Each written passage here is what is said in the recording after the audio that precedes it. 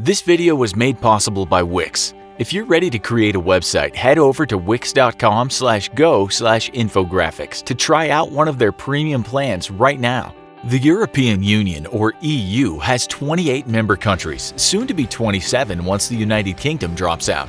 These member countries contribute to a shared budget that is designed to help growth and job creation and to bridge economic gaps between the various EU countries. Trying to get your head around a budget that is shared between 28 countries is not easy. So today, we aim to simplify things by shrinking the total budget down to an amount you can carry in your wallet. Welcome to this episode of the Infographics Show. What if the EU budget was only $100? How would it spend it? Before we break the budget down, let's first take a look at where the money comes from. 98% of the total budget comes from the EU's own resources across the 28 countries, which are 1. Traditional resources, which are mainly made up of money that comes from customs duties on imports from outside the EU, and sugar levies. Number 2. Value-added tax, or VAT. The VAT levy is capped at 50% of gross national income for each country. And number 3. Gross national income, a standard tax that is placed on each EU member country, which sees them contribute directly to the budget. As we mentioned, that makes up 98% of the budget. The other 2% comes from other sources that include taxes on EU staff salaries, contributions from non-EU countries to certain programs, and fines on companies for breaching competition laws. So how much does this all add up to? The budget for 2018 was approved by the European Parliament on 30th of November 2017, and the amount set at 160.1 billion euros in commitments. This is an increase of 0.2% compared to the 2017 EU budget. In US dollars, that equates to 186 billion. So if we scale that down to $100, it means that each dollar of our $100 is worth $1.86 billion.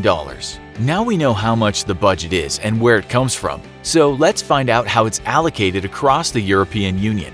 The EU has what's called a money market fund, or MMF structure, that outlines how the Union intends to spend budgets between 2014 to 2020. The categories of the MMF are as follows. There's Smart and Inclusive Growth, which has 2 subcategories. The first is Competitiveness for Growth and Jobs, and it includes research and innovation, education and training, trans-European networks and energy, transport and telecommunications, social policy, and development of enterprises. The second is Economic, Social, and Territorial Cohesion, and this covers policies that help the lesser developed EU countries to catch up with the remainder, so the region as a whole is strengthened. Next is Sustainable Growth, which governs natural resources through things such as agricultural policy, fisheries policy, rural development, and environmental measures. There's also Security and Citizenship, which includes justice and home affairs, border protection, immigration and asylum policy, public health, consumer protection, culture, youth, information and dialogue with citizens. Next is Global Europe,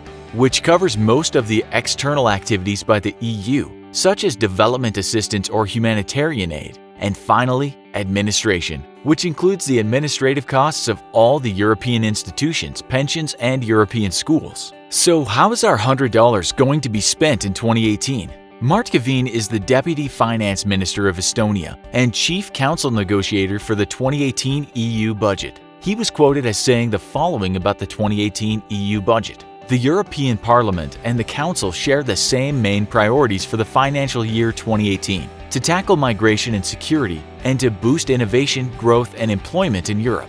I am convinced that we have achieved a good and balanced result, allowing the Union to act and react to the various needs. Let's see if Kevin's comments ring true.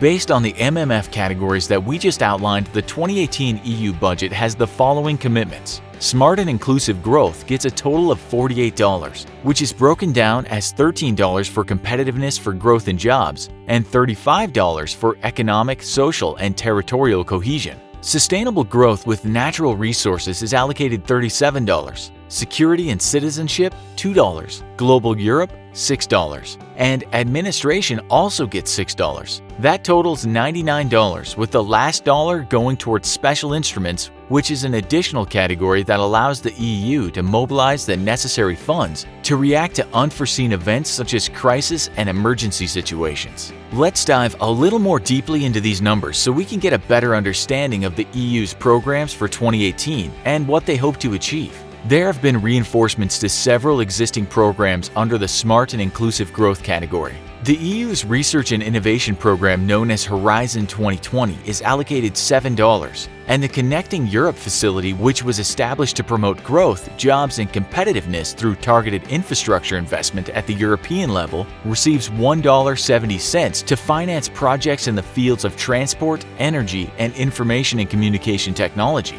The EU is also committed to supporting young people and allocations for the Erasmus Plus program, which is an EU student program combining all the EU's current schemes for education, training, youth, and sport.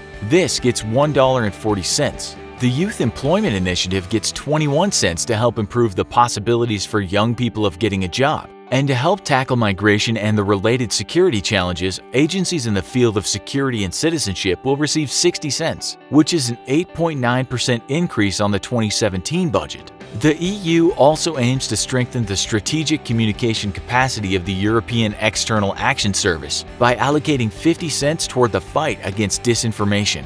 The EU has been in the mainstream media a lot in the last couple years after the UK voted to leave the Union as part of the Brexit campaign. This is set to take effect in March 2019, and it's a decision that has resulted in a 2.1% dip in the UK's economic output, according to a statement released by the Centre for European Reform in March 2018. How will Brexit affect the EU budget? It's not an easy assessment to make, but the impact to the EU budget may be minimal in the short term. Business Insider reported in March 2018 that the UK government has agreed to pay $48.6 billion or £37.1 billion to the European Union as part of its departure. However, this sum will be paid off each year until 2064.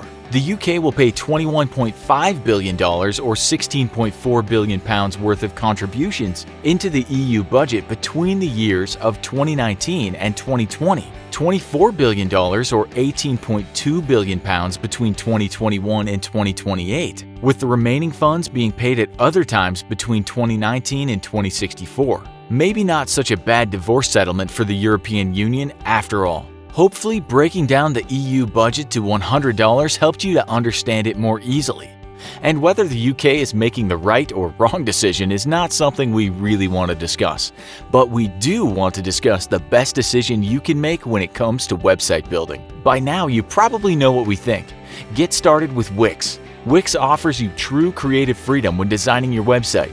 It's an absolutely amazing platform for anybody. Whether you're a complete beginner, a business owner, a designer, or even a professional website builder, you'll never have to worry if your website is safe and secure, or if it'll go down because you're stuck in a divorce as bad as Brexit. You can finally create that amazing website that you've been telling your ex about and support the Infographics show at the same time by going to wix.com/go/infographics or clicking the link in the description. Don't wait until it's too late. Get a head start today with the amazing website you deserve. Are there other countries' budgets you'd like to dissect in this way? Let us know by commenting in the notes. Also, be sure to check out our other video. What if the US budget was only $100? How would it spend it? We hope you've enjoyed this episode of the Infographics Show. Please remember to like, share, and subscribe.